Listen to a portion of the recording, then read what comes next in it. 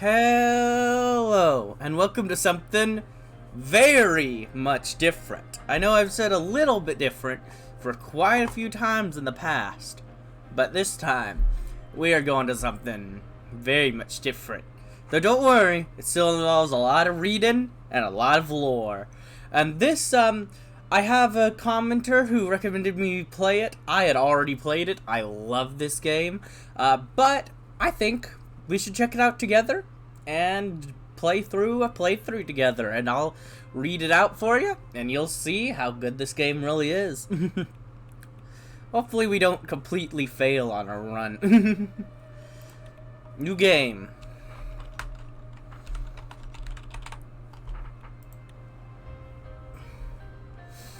Republic of Swordland, main story. The story DLC isn't actually out yet. I'm kind of doing this like before the DLC is kind of, because I want to do the DLC with you guys, but it would probably make more sense if I do the base game with you guys so that you guys know what's up.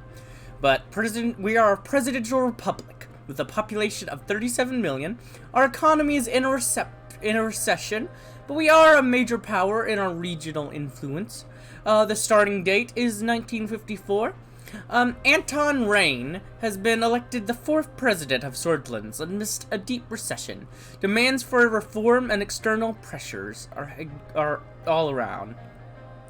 You must complete the main story to disable. I already have. Oh, is it because I deleted the game and then reinstalled the game? That makes sense. This mode disables manual savings and enables achievements, whatever. Okay, since I deleted since I deleted the game and reinstalled it, apparently it's gonna make me play on Iron Man mode, basically. You are my enslavement and my freedom. You are my flesh burning like a raw summer night. You are my country. Nazem Hikmet Ran. Oh yeah. So basically how this works is we're gonna have a timeline of events of our life and kind of go over how our life goes, leading up to our becoming leader. Kingdom of Swordland.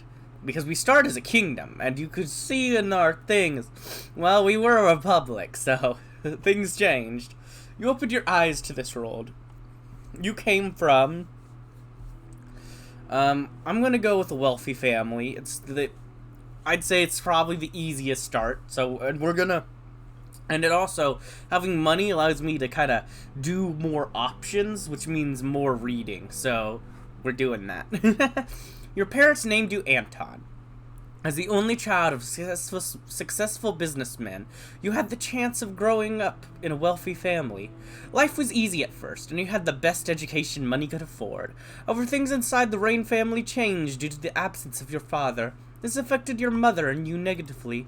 The years passed. September 9th, 1923. During a history class at school, the bell started to ring unexpectedly. You heard a loud commotion outside. As everyone tried to figure out what was going on, the principal announced a historic revolution. The kingdom was no more. The Republic of Swordland was born, the only home you've ever known. You did not fully understand. You were happy. You were someone. Yeah, I was happy I had the day off. I mean, come on. I don't care what reason it is. The nation could be falling apart when I was young, and I'd be like, school's out! Yay! Completely. Like, it doesn't matter. September 9th, 1926. After graduation, you passed the university exams with high marks.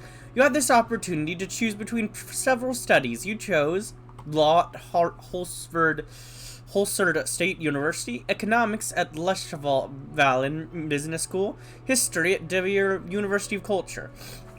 Well, I don't think I think economics is probably one of the strongest ones to go for, but I'm gonna go for history just because I'm kind of going based off of real me, and I'm literally in college for history, so I'm going for history. During the first year, you attended a lecture with David Whiskey, your teacher and mentor from university. He is the son of the first president of Swordland, the revolutionary Arthur S. Whiskey. He was a well-known diplomat from the foreign ministry and son of the president. After observing the hall in silence, he explained why realpolitik is important for a successful foreign policy. He argued that a strategy based on practical and material factors would be much more successful in reaching Swordsland's ambition. For tactical and factors.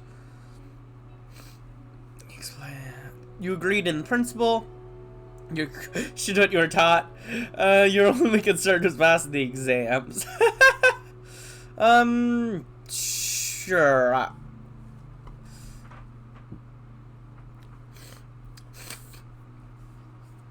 I'm trying to figure out what I want to. I don't actually even know what path I want to go for this series, because I've played a couple of them, and all of the ones I've played are really fun to do, and I want to show off stuff from multiple different paths, but I only really want to do one path.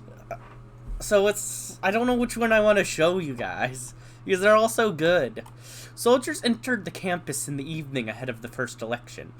Many were in shock as the uniformed men created a security cordon and started arresting the teachers. A group of students started gathering in protest, along with your best friend, Petri Vectorn. Your best friend. Yes, I know. I could see that. You decided to... I'll protest. Why not? One of the officers made a loud announcement that echoed through the campus. General Suzerain, the nationalist general who led a military coup and declared martial, if I can talk right, martial law in 1927. Declared martial law in order to restore the administration. Please stand back and disperse to your rooms. You join the students that slowly march towards the large group of soldiers. Suddenly, the soldiers charged. A student fell and was trampled as everyone started to run away. Yeah, I ran away at that point. Come on. Unlike the others, you were lucky to escape. It was a gloomy year. The coup split students into two groups and caused frequent fights. Torture and imprisonment of opposing voice became a daily routine in Adir, the second largest city in Swordland. You didn't want to stay idle and decided to join a human rights group, a student council, a political debate group. That sounds fun. Dozens of debates helped you hone your auditory skills, while also helping you grow your network. Even though the discussions between different groups often became heated, you all grew from sharing ideas. In one of the meetings, Peter Vectorn introduced you to a classmate of his, Monica.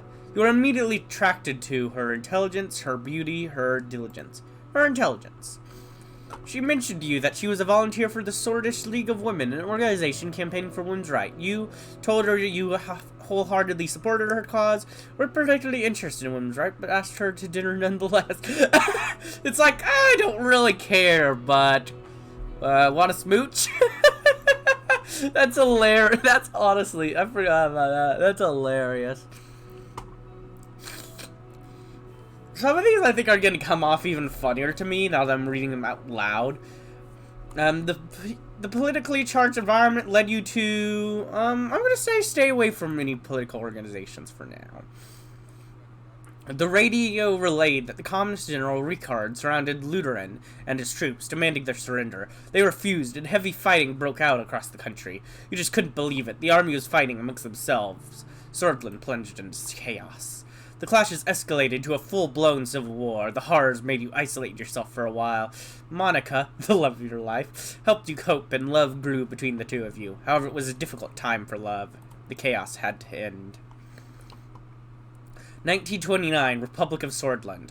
The charismatic colonel, Charcoal Soul, the president of Swordland, and the famous colonel who re-established the Republic in 1929, orchestrated a sudden attack on the capital where Lunarist and Ricarist forces were battling each other. He defeated both, ending the war.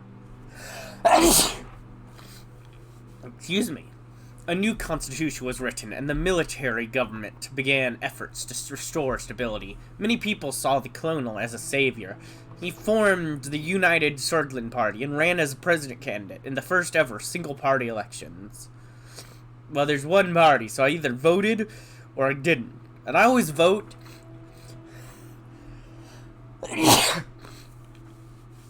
I always vote, so even if there's one political party, I probably would still vote. USP, established in 1929 by colonial Turkish Seoul, the United Swordsland Party is the governing party in Swordsland. Won the election by a large majority. The military government announced a 4-year restoration period to transform to an entirely civilian government. Bless me. Ugh. I never sneeze just once. I don't know what it is about me, but if I sneeze, it's gonna happen multiple times, and I don't know why that's the case. I can never sneeze just one time. Anyways, after graduation, you kept seeing Monica, the love of your life, once again. You were both interested in marrying and starting a family. However, a letter arrived from the military calling you to fulfill your compulsory services. It was time to serve your national duty. A devastating civil war broke out in the neighboring country, Welland. The Republic of Welland is a young and fragile republic neighboring Swordsland. It quickly turned into a proxy war between regional and world powers. The distinguished Major, Isolef Rainsey, a famous commanding officer from Swordish armed forces who you served under, ordered you to lead your squad on a border patrol mission. It was a very cold winter night when you began marching out of Gumrin outpost. You could see your breath. We're in the Bergia region in February 1930 now. After several hours of marching through the snowy holes, distant noises were heard. Visibility was too low to confirm the source, so the squad crawled forward in formation and found a spot to observe. A group of refugees had made it beyond the border fence. You escorted them back, let them slip through. We let them slip through. I've too much of a just care for people. I couldn't even... I could not fight in a military even. Like, I am too much... I can't hurt people. I couldn't even punch someone if they were, like, trying to attack me, to be honest. I'm not sure if I could. I'm just too much of, like, a... Nah, I don't want to hurt people. I'm chill. I'm relaxed. Yeah, I just couldn't. I really couldn't. And it's nothing like it's not like I think it's wrong, per se. I actually have a lot of support for a lot of entities that protect people. It's just... I couldn't do it. If anything, that somewhat gives me more respect, just because I know I could never do that at all. Thinking about having to like go in and like go into support a side like a civil war, like this sort of situation, is terrifying to me. After the patrol, Major Lancia arrived with anger and immediately relieved you of your command, calling you a disappointment. One of your squad members had reported your actions. After several months of scrubbing the floors as punishment, your duties ended, and you went back to civilian life. Honestly, scrubbing the floors honestly sounds way better than having to go out and potentially kill someone. 1931, July, Hulsord. You and Monica decided to share your lives together. After receiving the blessing of her parents, a ceremony was held in Hulsord, the capital of the Republic of Swordsland. During the same year, you worked hard to secure a high-paying job within the governing United Swordsland Party. Established in 1929 by colonial Seoul, the USP is the governing party in Swordsland. It was much more difficult to start your career on a good foot because of the refugee incident, but you still managed. Working for the ruling party was the easiest path to power. The financial compensation was too great to pass up. It was the best opportunity to change the country for the better. You became the foreign policy assistant, one of the most experienced members of the assembly. You worked long and hard, reviewing dozens of foreign policy plans late into the night. You were climbing the ladder. Tarquin Seoul gave amnesty to the remaining factions of the Civil War, and chose de-escalation and appeasement. The institution and symbols of the former kingdom were slowly replaced. His government launched several new initiatives, such as civilian-funded bills programs to re-establish the economy, a social labor initiative to help rebuild and improve society, and a large dam project to solve the energy crisis. The first multi-party elections in the history of Swordsland were held. President Tarquin Seoul was elected once more. Seoul's second election win. 1938, April 2nd, Whole Sword. The preparation of a comprehensive trade agreement with Angola was occupying most of your personal time, but your significant contribution to the trade talks triggered an invitation to meet President Charcoal Soul himself, who offered you a key position. You were to become the youngest member of the assembly. I accepted right away, immediately. Soul's third election win. As the youngest MP, it was difficult to connect with the influential inner circle. You needed allies, so you brought on Peter Victor, your best friend, as your right-hand man. The birth of your son, Frank, provided a brief moment of joy and relief. You sacrificed work to spend time with your family, sacrificed family time to improve your position in the party. Yeah. Fourth election win. This seems like a good system. During your absence, your best friend found trustworthy contacts that strengthened your position in the party. At the same time, President Soul increased his authority over the years. His growing ego started to cause strife within the USP. The cracks began to show. Soul's fifth election win.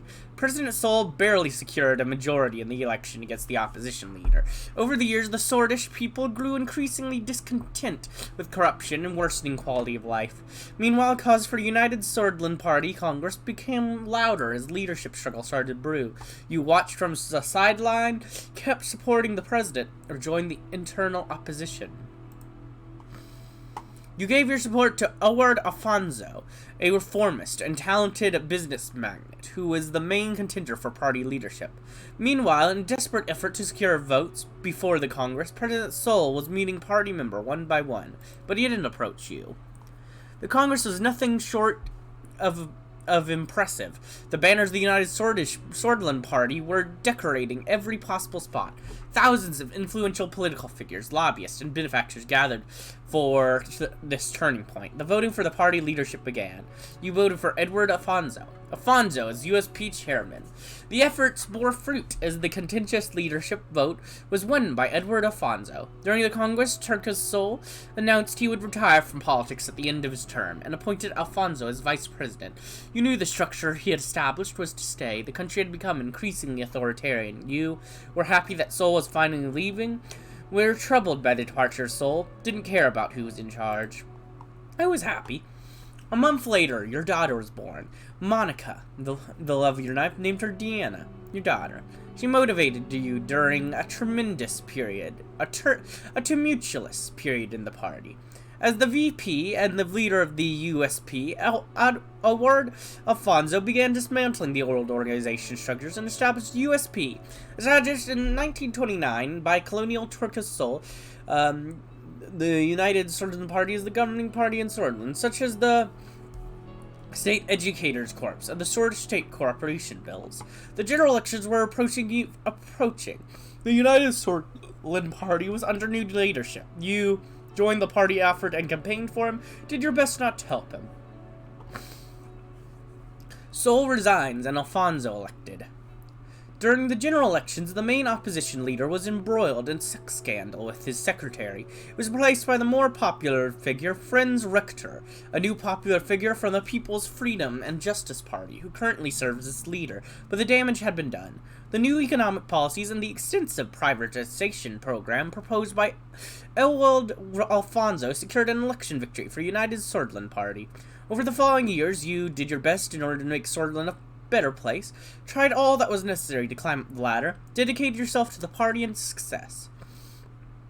Yeah. Economic crisis. Summer, a new Swordland, 1951. The presidency of Alfonso saw many bold reforms in government and law and advancements in liberal and democratic values. He valued your support throughout. However, due to infighting and disorganization, continual economic tensions, and fast-track privatization, it was followed by a severe economic recession. The other parties announced their bids for the 1953 election, but the unfair election system hampered opposition efforts to campaign. You thought that your party could not survive another crisis, were worried about the economic recession, worried that your relationship would be tarnished along with Alfonso.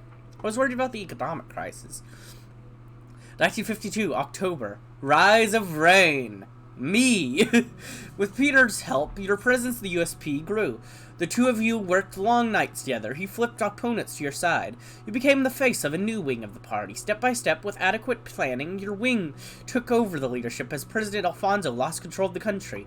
The moment to make a move had come. You blamed Alfonso for the crisis on television, bribed and extorted Alfonso's inner circle, advised Alfonso to step down. He listened to your advice. Alfonso conceded the leadership struggle, and the party eventually voted you in because of your indisputable influence, an emerging candidate. Following this, you announced that you would be running for president in the general election, with Peter as your running mate. It was your turn. Elections. After visiting every city and town during your campaign, you made a speech on state television. You promised to, but I think we'll see what I decide to do and what my promises are in the next episode. And I hope you enjoyed, and if you did, like, comment, subscribe, and hit the bell button. And as always, peace.